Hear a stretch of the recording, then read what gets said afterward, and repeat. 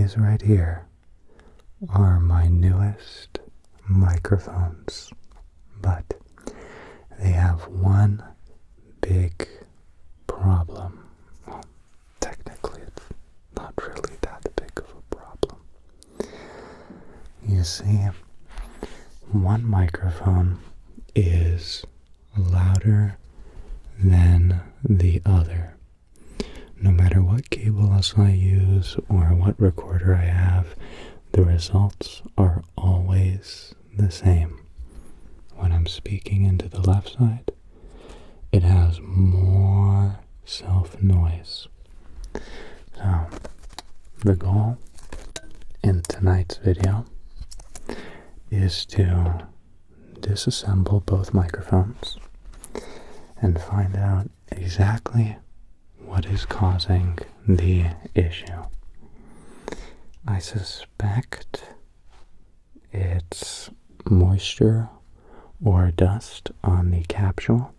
In that case, this may be a very, very short video, but hopefully it gets a little bit interesting. I'm going to mark the microphone that's bad, the left one, just a little bit on the inside. There. Just use a little trusty pair of scissors to mark it, so that when we're inspecting the microphone, we keep track of which one was the problem child, so then we can focus on that one, and really inspect it thoroughly to compare differences between the known good microphone and the bad microphone. So, I've noticed this for quite some time now, that the one microphone has more self-noise. Self-noise is like the hissing or buzzing that you hear in the back of some videos. Hopefully you don't hear it in mine. But yeah, this one microphone, how could I say this to you simply? Yeah, let's do it nice and simple. One microphone is, no, I can't even say twice. So, quick little introduction to audio.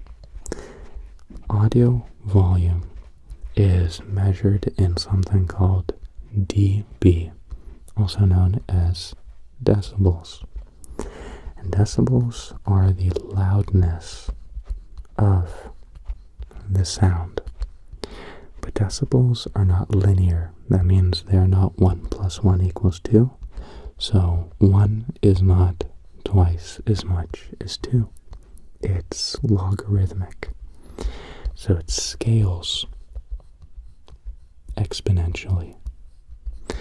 So when I tell you that one microphone has double the noise floor, let's say 30 dB, and the other one has 15 dB, it's actually a huge issue. The guy who whispered earlier in the video, he had no idea what he was talking about.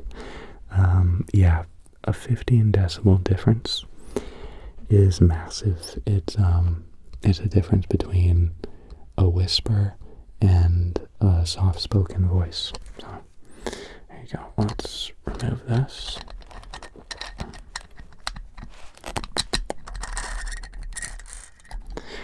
This is just how I mounted these microphones. So, let's start with, hopefully I didn't lose track already, this one. Let's start with the bad one and see how we can open this up. So I'm not seeing any screws yet or anything I can twist. I wrap the microphone in electrical tape first,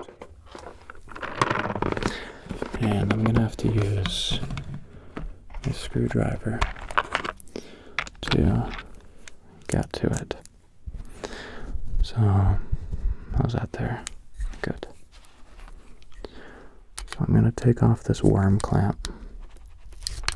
These things are mainly used for plumbing, like a water hose outside, or sometimes you can use it on automotive equipment, like for your coolant and radiator and all that. I got a little 90-degree bracket, and then the worm clamp. We're just holding it together non-destructively, so that, I don't know, I used to drill holes in microphones to mount them. And, you know, you live a little, you learn a little. And I've discovered that there are many, many better ways of doing stuff.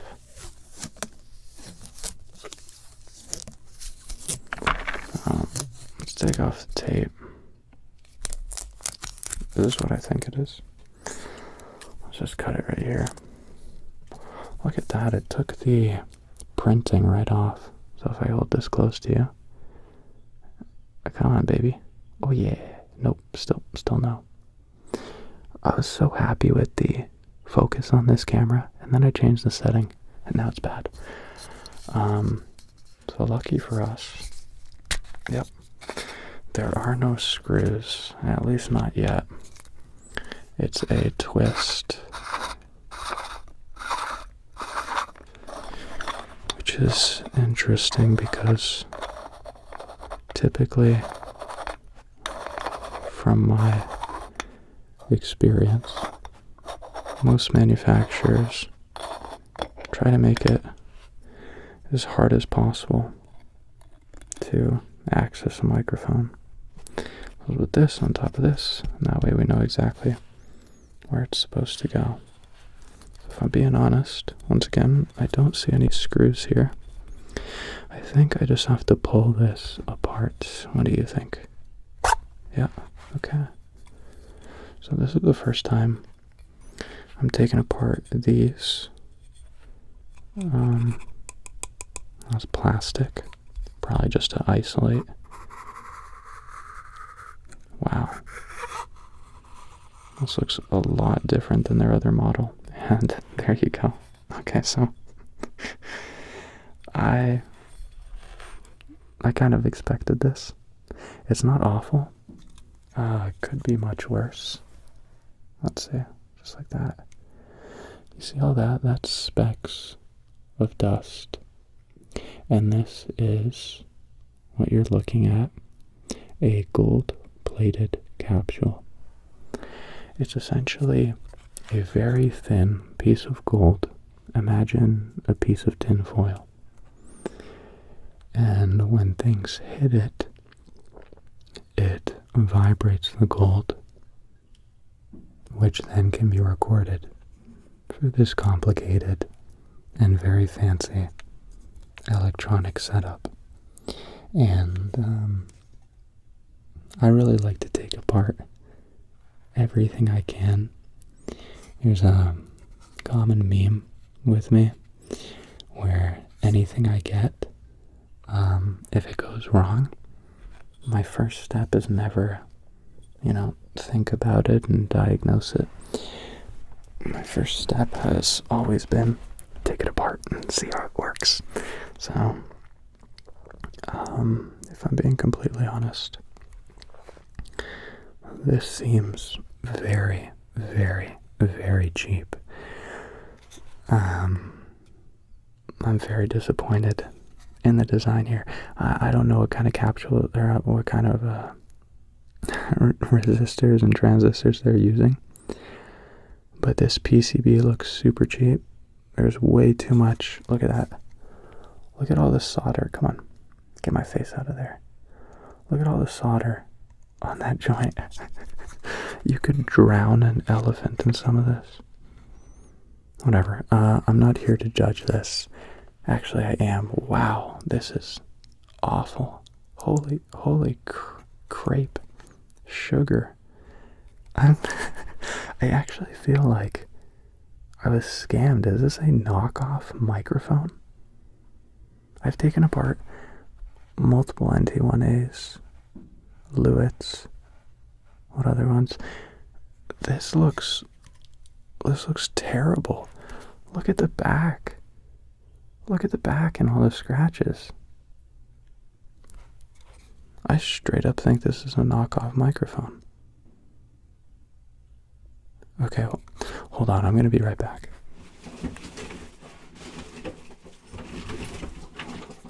Okay, so I got these microphones because I told myself I wanted to get a fresh new pair that were unmodified, that didn't have any variables.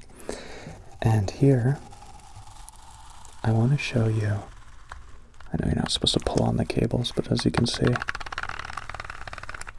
this microphone has different problems. I'm sure I could get it to work again, but let's lay this down on the table and look at both of these. The one on my left is the Rode NT1A. It is the cheaper version of this microphone. Let's flip it over. I guess flipping this over, it doesn't matter. Wow. So technically we're looking at the backside and the backside of both microphones now, and then the front is sandwiched in the middle because this is technically two microphones that I put together. It's a long story, don't worry about it. I do not see any parts that match up. None of the soldering looks similar. I don't see any numbers that match up. Most of these pieces are blank compared. Wow, XLR2. So the Capsule S1, S2. Yeah, I'm gonna... Wow, Rode microphones. Australia, so that's right. Okay, whatever, that part's over. I'm going to reach out to Rode, and I'm going to send them pictures, and I'm going to ask them if this microphone is real or not. I got these off the Jungle site, which I, of course, never recommend. But when I got these, I wanted really quick shipping and no hassle and that kind of stuff. So let's just continue the video as usual and see if cleaning makes a difference. But I think we found the truth here. The problem is not a mechanical failure or an electronic something. The problem is this is a knockoff microphone.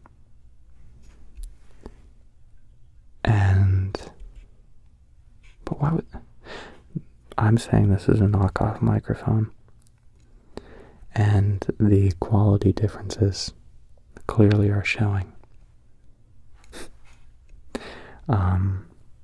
To clean this, I use something like this. This is made to pump up an electric, or I'm sorry, I'm so lost in thought. This is used to pump up a exercise ball, but I use it to clean things I don't want to touch. It's just a way to blow high pressure air on something to clean up the area. So a little bit like this.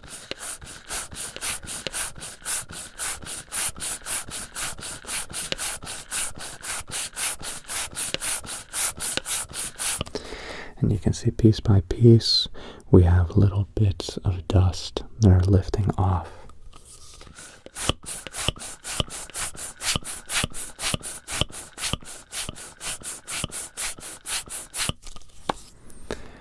This microphone is actually so dirty. I'm not able to get all that off with just blowing air.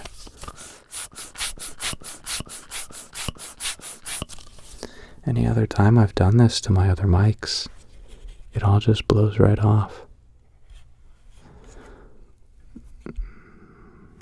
There's like actual grit and dirt on here. Keep in mind these microphones have only been used inside. Look how goofy this is. Here's the shock mount, and this is just plastic. It's not even urethane or rubber or anything like that. It's just plastic.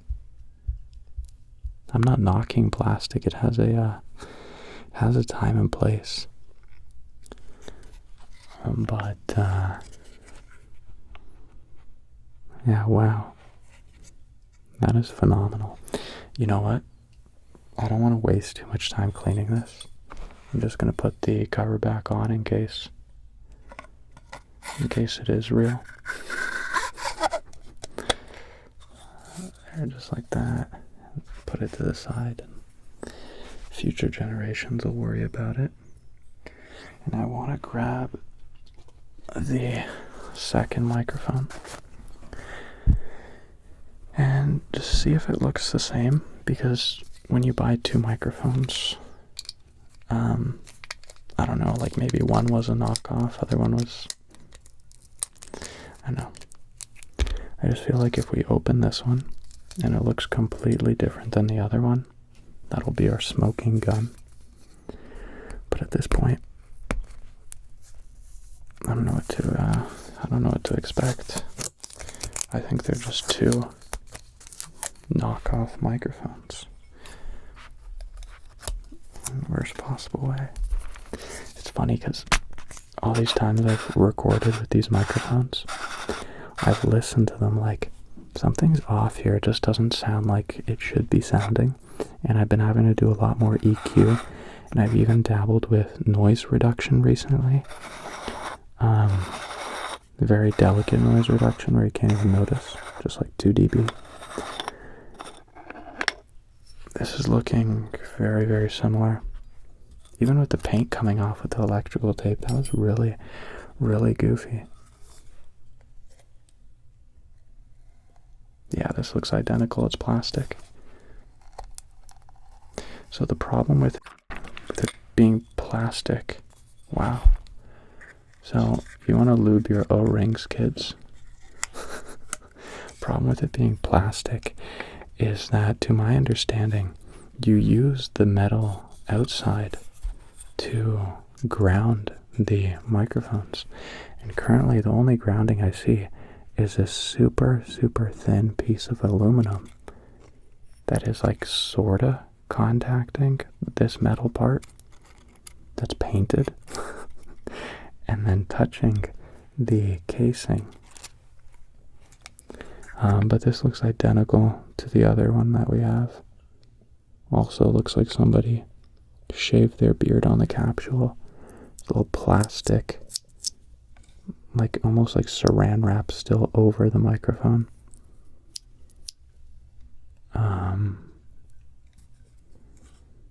Yeah, let's take a pause. I gotta collect myself for a second. Well, I am very shocked and confused. I just spent some time looking through forums and seeing other pictures of this microphone, and I'm glad to say it doesn't appear that this is a knockoff, which once again is really, really surprising, because if I put these two microphones in front of you and asked you if you thought the same company made these two, I imagine you also would say, no way. It's a different design with different materials and different colors, and nothing matches. And so all I can assume is that they moved their manufacturing somewhere else. I don't like to speculate much on this stuff. I think the last time I watched the news was before I was born. So I don't know. All I know is the show must go on. I am going to clean these microphones as I originally intended, and then I'm probably never going to touch them again.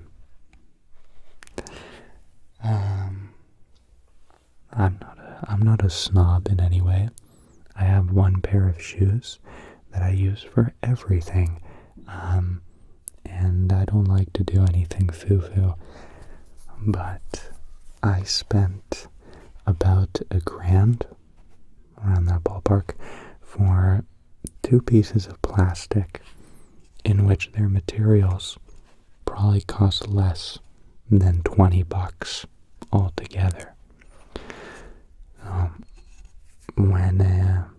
When a company proudly says that, everything's made in Australia and really high quality stuff, when I see something like this, I'm really, really let down and very much so disappointed. What does look similar is definitely this.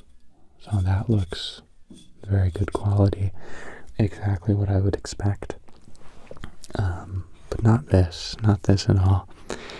It doesn't bring a lot of confidence. It doesn't inspire a lot of confidence, something like this.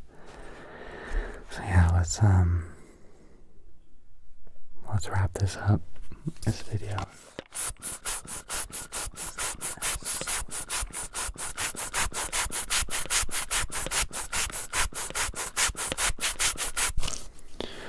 With the amount of dirt and dust that's on these capsules, I really, really want to get like a cotton swab and wipe it, but I swear that a sheet of gold metal, at this point it might be copper-plated aluminum for all I know. That's very, very delicate, and you don't want to touch it. I'm sure an expert would be able to clean that mechanically. I'm just going to keep blowing air on it and hoping for the best.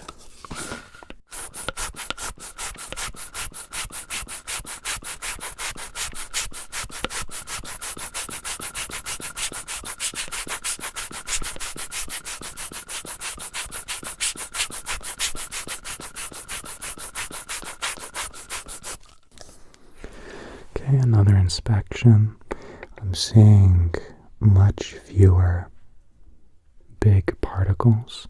It mainly really is just dust, but I wonder why it's still sticking on there.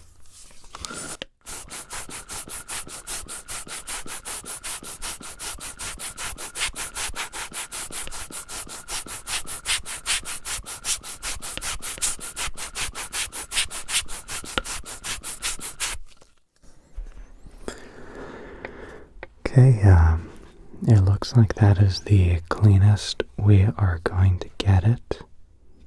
Let's just put them back together and move on with our lives.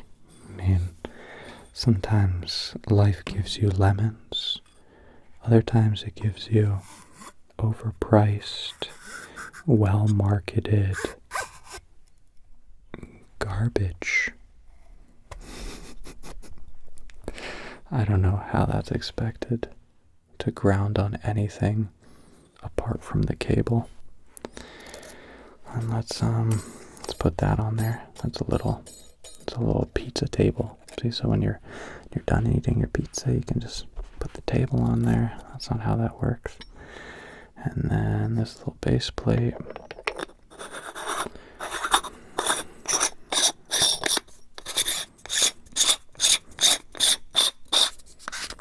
Let's slap that together and good job. So, what did we learn here? Let's see. We tried our best.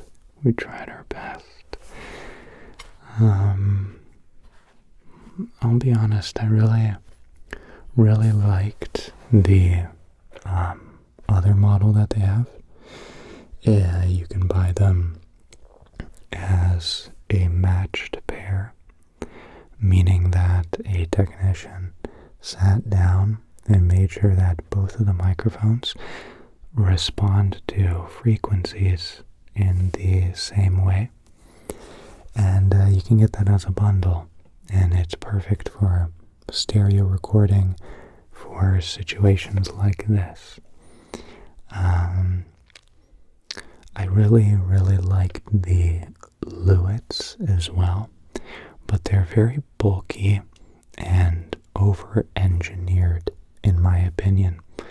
I find it silly that you can pay so much money for a microphone and then it just has a few cheap buttons to like add a pad and cycle through modes, and it's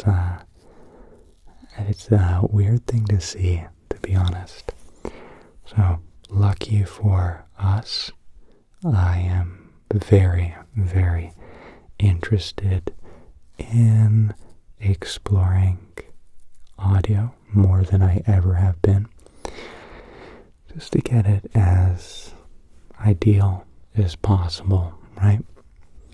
So thank you very much for watching, and hopefully next time I see you, it is with better microphones. So take it easy, relax, sleep well, and I shall catch you next time. Bye bye.